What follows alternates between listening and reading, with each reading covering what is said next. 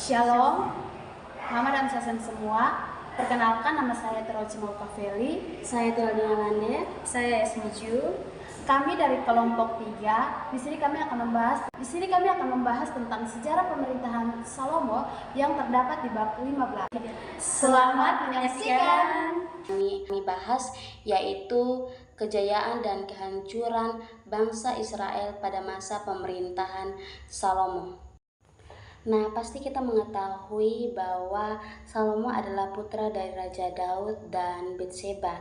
Ia melanjutkan pemerintahan ayahnya menjadi raja atas Israel. Kita bisa melihat pada 1 Raja-Raja pasal 1 hingga 11 di mana pemerintahannya menjadi periode yang sangat penting dalam sejarah Israel kuno.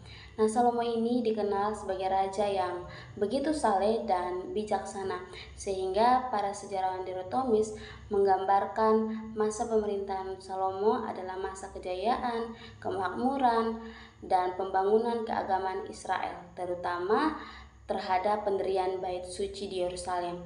Namun, kisah Salomo juga memuat kritik teologis terhadap penyimpangan dari ajaran Musa, sehingga masa itu juga mengalami kehancuran dan perpecahan kerajaan setelah kematian Salomo. Nah, dalam narasi ini pada kitab pertama Raja-Raja pasal 1 hingga 2 membahas bagaimana Salomo bisa menjadi raja atas Israel. Nah, ketika Daud sudah mulai menua dan tidak kuat lagi, adanya perebutan takhta di dalam istana, di mana putra tertua yang masih hidup yaitu Adonai mencoba mengambil alih kekuasaan dengan dukungan dari Yoab dan Imam Abiatar. Namun Batseba, ibu Salomo, dan Nabi Nathan membujuk Daud agar Salomo lah yang menjadi raja menggantikan dia.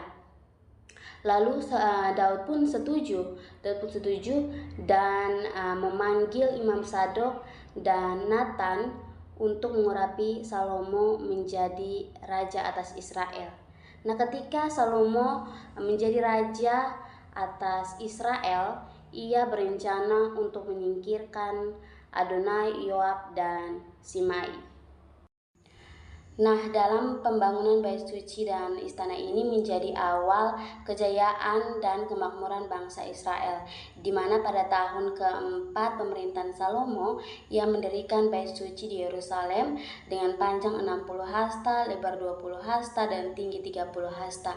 Bangunan ini dibangun dari batu dan kayu aras Libanon yang mahal, serta dihiasi emas, perunggu, dan ukiran halus. Bangunan bait suci dibangun selama 7 tahun dengan dukungan dari Raja Hiram dari Tirus. Pembangunan bait suci ini bertujuan untuk peribadahan bangsa Israel kepada Yahweh. Setelah pembangunan bait suci selama 7 tahun, Salomo pun menabiskan bait suci. Dalam upacaranya, Salomo berdoa kepada Tuhan. Ia memuji Tuhan karena kesetiaan Tuhan kepada janjinya dan Daud, dan ia juga memohon agar bait suci menjadi tempat doa atau tempat ibadah bangsa Israel kepada Yahweh.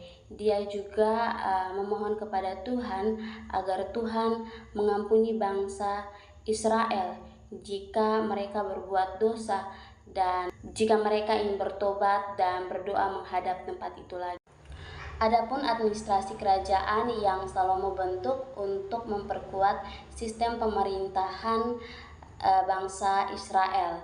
Ini juga dengan dukungan dari para petinggi-petinggi dari bidang agama, militer, dan politik. Salomo pun mendirikan struktur pemerintahan yaitu imam utama, sekretaris, pencatat, panglima tentara, penasihat kerajaan, serta kerja paksa.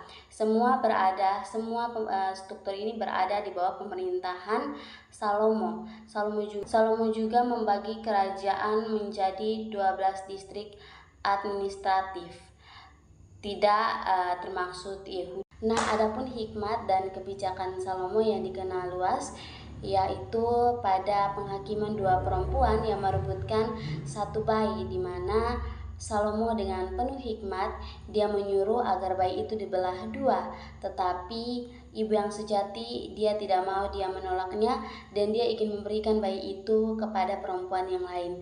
Tetapi dengan sikap itu Salomo berhikmat dan tahu siapa ibu yang sebenarnya. Adapun kunjungan dari Ratu Sheba, kunjungan dari Ratu Sheba ini untuk menguji kebijaksanaan Salomo. Namun Salomo dengan penuh kebijaksanaan dapat menjawab setiap pertanyaan-pertanyaan yang diberikan oleh Ratu Sheba. Lalu ia pun memuji Allah Israel. Adapun beberapa karya Salomo, yang pertama Kitab Amsal pasal 1 ayat yang pertama tentang kumpulan ajaran moral dan kebijaksanaan untuk hidup benar dan takut akan Tuhan. Yang kedua, Kitab Pengkhotbah pasal 1 ayat yang pertama tentang makna hidup dan hikmat sejati. Dan yang ketiga, Kidung Agung pasal yang pertama ayat yang pertama, kumpulan puisi cinta yang melambangkan hubungan kasih antara Allah dan umat. Selanjutnya adalah jatuhnya Salomo ke dalam dosa.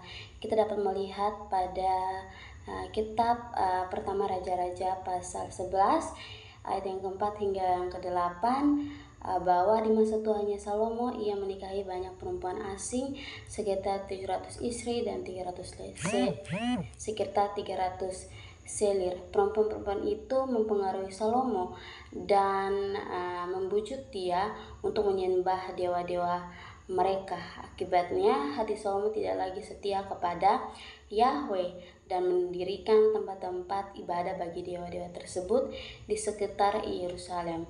Perbuatan Salomo melanggar hukum Tuhan, terutama perintah dalam Ulangan pasal 17 ayatnya yang ke-16 hingga 17. Pandangan Deuteronomis menilai bahwa dosa Salomo adalah contoh nyata ketidaktaatan terhadap Yahweh dan hukum Musa. Ini menjadi penyebab utama keruntuhan kerajaan Israel.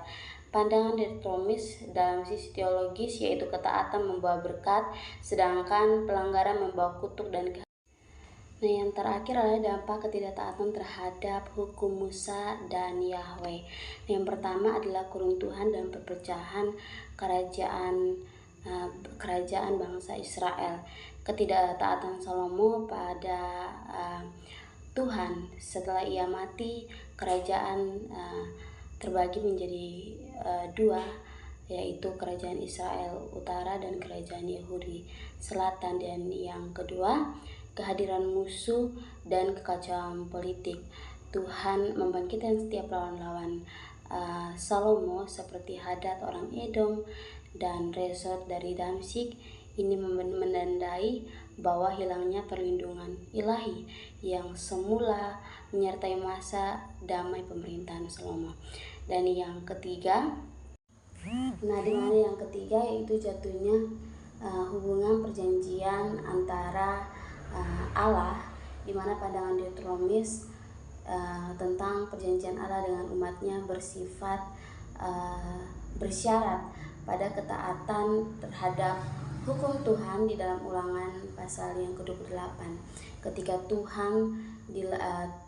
hukum Tuhan dilanggar, terutama perintah untuk tidak menyembah Allah lain, tetapi mereka menyembah Allah lain, sehingga berkat mengubah menjadi kutuk, kekalahan, kekeringan, dan pembuangan.